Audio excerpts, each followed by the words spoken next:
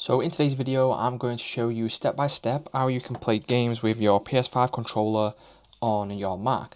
So the first thing that we need to do is we need to put the PS5 controller into pairing mode. So you need to use the share button here and also the PlayStation button, and you want to click those both at the same time until you see a rapidly flashing blue light or white light. Now if it's flashing, you will then be able to see that this is now in pairing mode.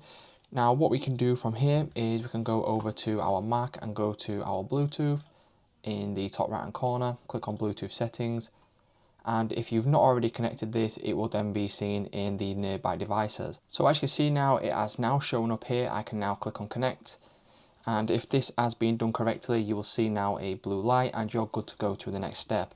So what I'm going to do is I'm just going to bring up a game here. So I will just search for Among Us, for example, and then if I drag this over to my main screen and I just go ahead and mute this, as you can see, right, I've got my controller here, and then what you can now do is you can start playing with your controller.